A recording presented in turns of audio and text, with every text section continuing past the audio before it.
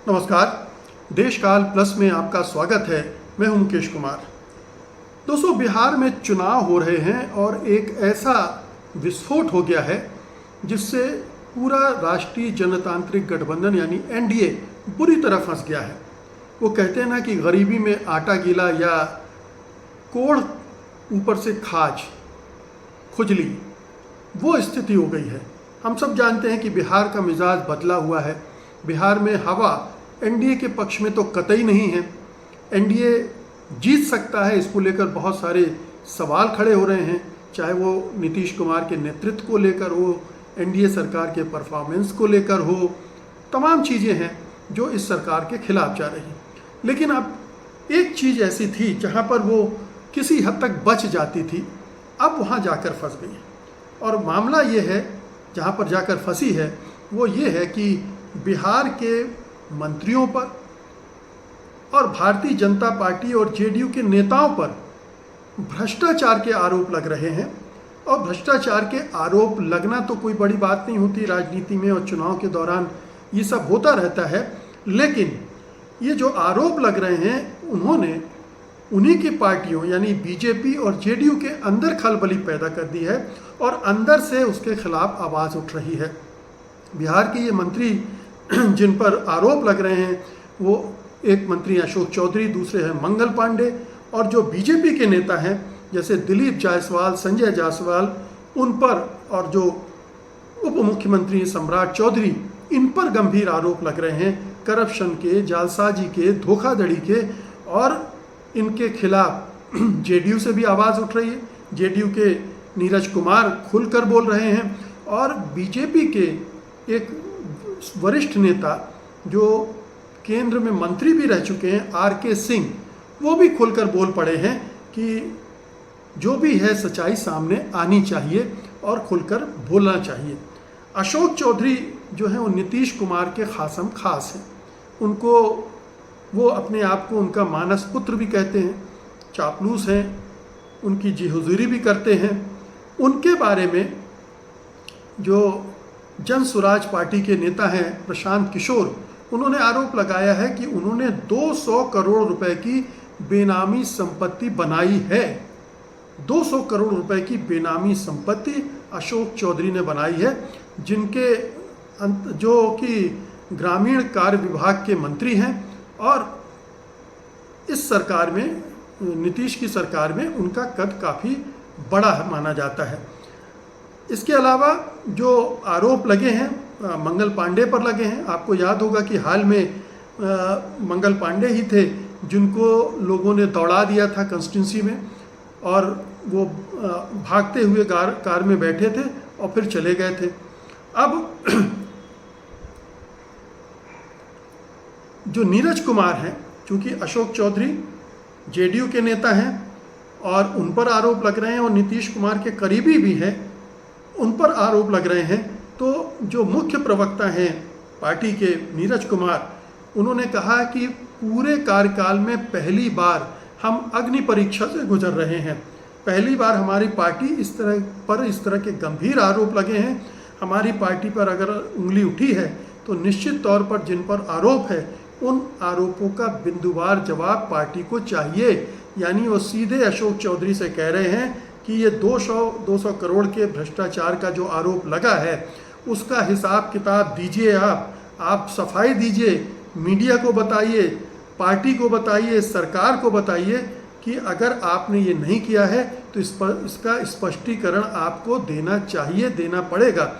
तो नीरज कुमार हालांकि अशोक चौधरी के आलोचक भी रहे हैं, लेकिन जब ये सवाल उन्होंने उठा दिया है तो जाहिर है कि जेडीयू के अंदर इसको लेकर काफ़ी घमासान मचा होगा, और वो इस तरह से बात सामने आई है। अब ये दबाव अशोक चौधरी को चुनाव के पहले इस्तीफ़ा देने के लिए विवश कर सकती है, ये कहना मुश्किल है। लेकिन ये बहुत साफ है कि वो बुरी तरह से फंस गए हैं। अशोक चौधरी की बेटी जो हैं, उनकी शांभवी चौधरी की शादी जो हुई है वो किशोर कुणाल नाम के एक बहुत प्रतिष्ठित धार्मिक व्यक्ति हैं, उनके बेटे से हुई थी। और वो समस्तीपुर से लोकसभा के सदस्य भी हैं, तो मामला और फैल जाता है, क्योंकि एक पूरा राजनीतिक परिवार इस घेरे में आ जाता है। अब बीजेपी के नेताओं पर आइए। बीजेपी के जो प्रदेश अध्यक्ष हैं और पूर्व मंत्री भी रह चुके हैं दिलीप जायसवाल, और स्वास्थ्य मंत्री मंगल पांडे हैं, इनके बीच पैसों के अवैध लेन देन का आरोप लग चुका है। ताज़ा आरोप यह है कि मंगल पांडे की पत्नी उर्मिला पांडे के बैंक खाते में 2019-2020 में 2 करोड़ 12 लाख रुपए जमा किए गए। वो पूछ रहे हैं कि ये पैसे कहाँ से आए। प्रशांत किशोर ने ही यह आरोप लगाया। वो पूछ रहे हैं कि ये पैसे आपके अकाउंट में कैसे आए। उन्होंने ये भी पूछा कि जब मंगल पांडे ने कहा था कि उन्होंने दिल्ली में फ्लैट खरीदने के लिए अपने पिताजी से 25 लाख रुपए का कर्ज लिया था, तो ये 2 करोड़ 12 लाख रुपए कहाँ से आ गए आपके पास, ये बताइए। और अगर आप नहीं बताएंगे तो फिर हम बताएंगे कि किस किस अकाउंट से आपको पैसे ट्रांसफ़र हुए हैं। जो प्रदेश के मौजूदा अध्यक्ष हैं दिलीप जायसवाल पर आरोप लगा है कि उन्होंने अल्पसंख्यक सिख समुदाय के एक मेडिकल कॉलेज पर कब्जा कर लिया है। उनका आरोप है कि दिलीप जायसवाल ने मंगल पांडे को घूस देकर अपने कॉलेज को मान्यता भी दिलवाई है। मंगल पांडे ने हालांकि इसका खंडन किया है, लेकिन ठोस तरीके से, विश्वसनीय तरीके से इसका खंडन करने में वो नाकाम रहे हैं।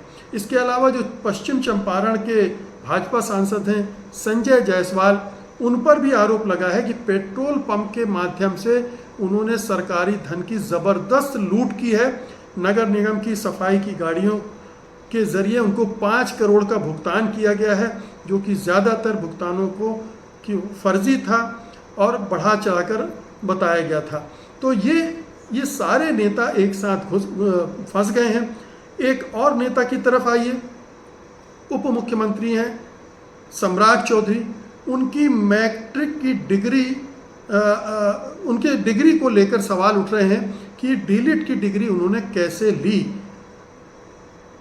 आज तक वो इसकी सफाई नहीं दे पाए हैं, और डिग्री की समस्या तो हमारे प्रधानमंत्री के सामने भी है, वो भी नहीं बताते हैं। और सम्राट चौधरी पर भी अब दबाव बन रहा है कि वो आप बताएं कि वो डिग्री कहाँ से आई। इसके अलावा उन पर एक आरोप पुराना भी है। 1998 में कांग्रेस नेता सदानंद सिंह की बम मारकर हत्या करने का आरोप उन पर लगा था। उन्हें नाबालिग बताकर 6 महीने में ही जेल से निकाला गया था। मतलब ये सम्राट चौधरी जेल भी जा चुके हैं, वो नाबालिग के आधार पर छूट गए थे, लेकिन उनका अतीत ये है। तो ये तमाम आरोप लग रहे हैं, और इसकी वजह से एक और जदयू के एमएलसी हैं राधा चरण सेठ, उन पर भी आरोप लगा है कि वो ड्रग माफिया हैं, ड्रग माफिया के नाम से कुख्यात हैं। तो एक लंबी सूची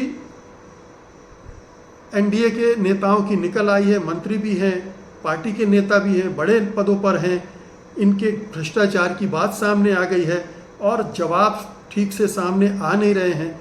दोनों पार्टियों का आला कमान चुप है, कुछ कह नहीं रहा है, किसी को इस्तीफा देने के लिए नहीं कह रहा है। सोच रहे हैं शुतुरमुर्ग वाले अंदाज में कि रेत में सिर छुपा लेंगे, दबा लेंगे तो शायद तूफान गुजर जाएगा। लेकिन ये भ्रष्टाचार के आरोप ऐसे समय आए हैं जब डबल इंजन की सरकार का ढोल पीटा जा रहा है, और साफ सुथरू सरकार के ढोल पीटा जा रहा है, और नीतीश कुमार को पाक साफ बताया जाता है, जबकि उनके खासम खास 200 करोड़ रुपए के भ्रष्टाचार में फंसे हुए हैं। क्या बीजेपी इसका माकूल जवाब देगी, संतोषजनक जवाब देगी? और अगर नहीं देती है और ऐसे ही भ्रष्टाचार के आरोपों के साथ चुनाव में जाती है, तो उसका अंजाम क्या होगा? बहुत बहुत शुक्रिया आपका। धन्यवाद। नमस्कार।